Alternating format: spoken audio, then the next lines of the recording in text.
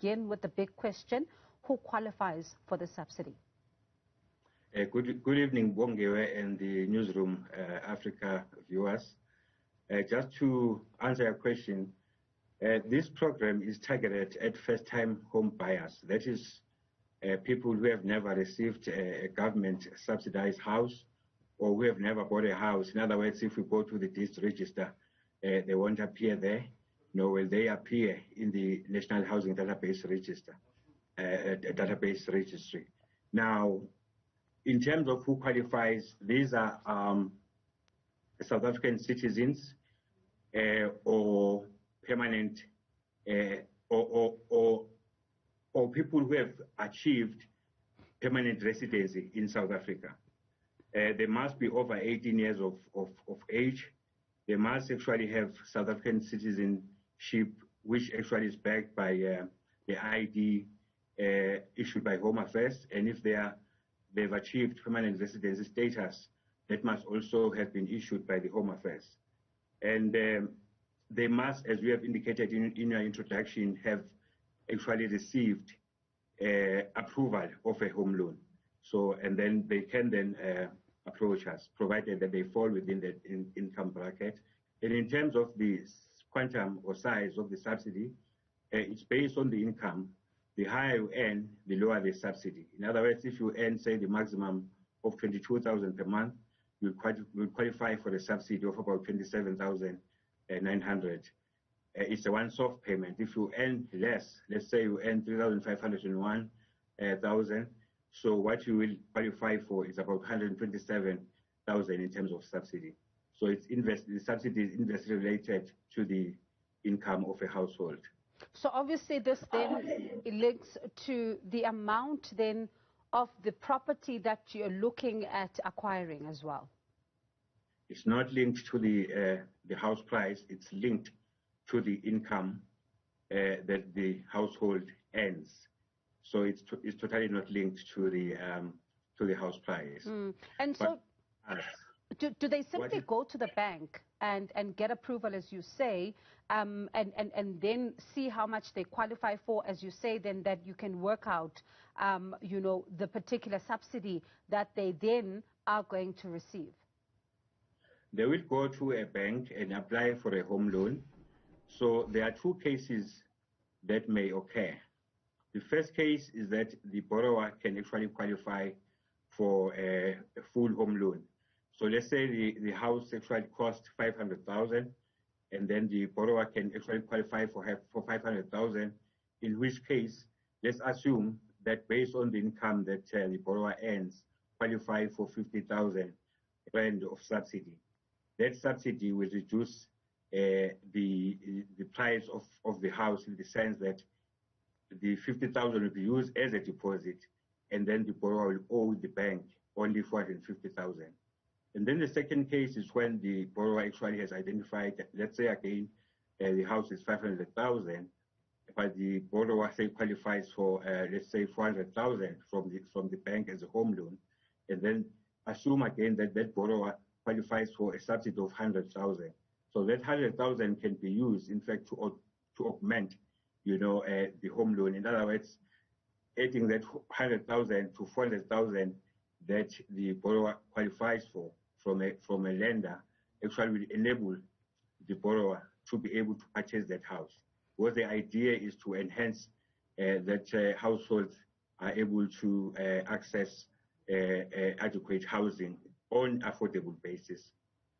So then this means then that there may be then a group that will not then be able to get access to this particular process, particularly when you look at those that may have been blacklisted, because we see then during this time quite a lot of people have become indebted, and they themselves would also like to then be able to get into programs like these ones, but certainly it looks like they may be excluded then. Well, unfortunately, Bongiwe, the fact of the matter is that if you go to a bank or a lender to apply for a home loan, a lender is obliged to comply with the National Credit Act. In other words, they have to do a proper credit assessment. They have to check affordability levels in terms of affordability guidelines issued by the National Credit Regulator. So unfortunately, in those instances, if you can't qualify for credit or home loan, you won't be able to access the subsidy at this stage. But what we encourage borrowers to do is to try to reduce credit exposure so that actually they can be able to, at some point in the future, to access a home loan and still be able to access a subsidy from us.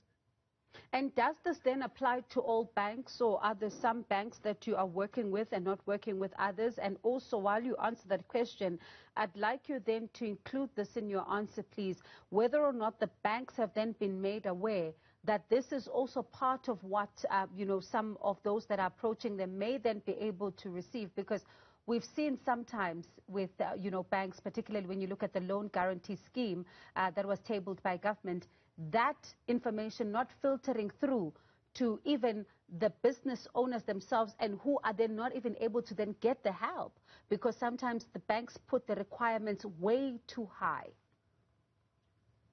Well, in this case, Bongwe, we work with all the banks in South Africa. For that matter, we are in the process of concluding and signing a memorandum of agreement with BASA, that is Banking Association of South Africa. And then the idea is that we'll be signing service level agreements with individual banks. And ultimately, if you go to any bank, you should be able to access FLISP. That's the idea. But remember also that there are other financial institutions that are providing home loans, but they are not, that they are not registered as banks. We also work with them. Now, I think if you can just repeat, the second part of the question. So the second part of the question was also saying that they don't put the requirements then, too high or unreasonable, because we saw even during, COVID-19, that loan guarantee scheme that was meant to assist some of the struggling businesses during the pandemic was not then being utilized because some of the banks had put some of the requirements way too high. Well, I would say basically the lenders will have their own general lending criteria.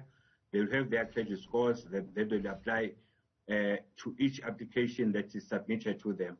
As NHFC implementing this program on behalf of government, we do not prescribe, to the banks in terms of who they should lend to, or actually say they should relax, their credit criteria, because remember, as I've indicated earlier, they have to comply with the National Credit Act, because otherwise they can be accused of being reckless. But that is the challenge that we face. But as I've said earlier, if really you are unable to access a home loan now, work on what you need to do to reduce, your credit exposure, so that down the line you can be able to access the subsidy. The subsidy will be there, waiting for you.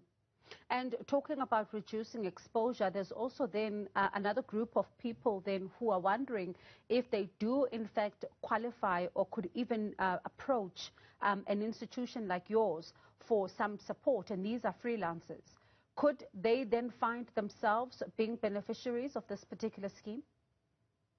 Well, if they are able to access a home loan, they will be able to apply, because they will prove to the lender that their income on monthly basis is between 3,501 up to 22,000. If a lender is able to grant them credit, we have no reason, if they qualify, to approve the subsidy for them.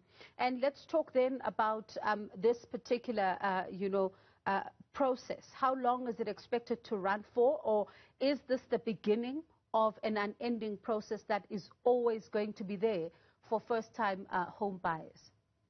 If you remember, what the minister said in her budget speech was that the problem that we are trying to solve is gap housing, because this country has delivered about 5 million housing opportunities, mainly for free to many people.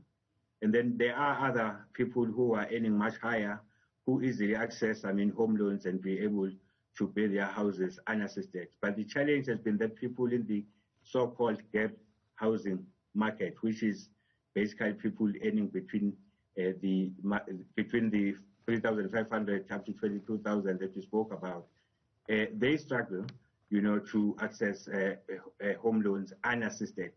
And if you look at it, this subsidy from government is a small portion, really. It's a small contribution that leverages huge private sector investment into affordable housing or into housing in general.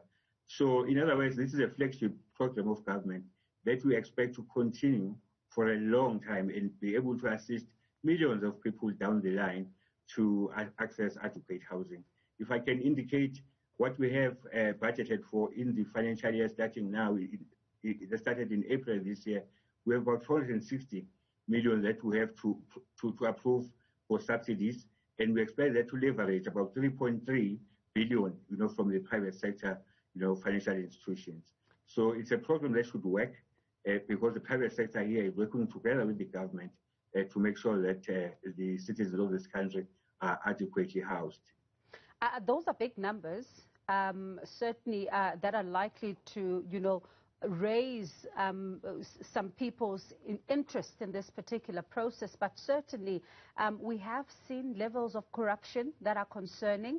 What have you then done as the NHFC to ensure that this particular process is going to be free from corruption and will go to the deserving applicants, and we are not going to find ourselves having conversations that could then see that this process has been compromised?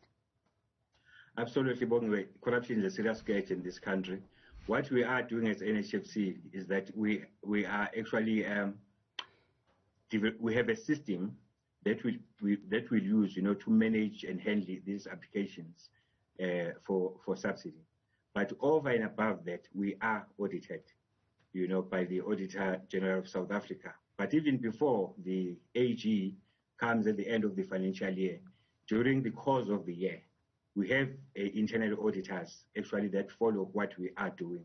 So, and as an organization, as NHFC, we have an anti-fraud program. So we are very, very, very vigilant in terms of implementing the anti-fraud and anti-corruption program internally within the organization. So you can promise the viewers tonight we're not going to be hearing reports that are worrying about money that may have been misappropriated?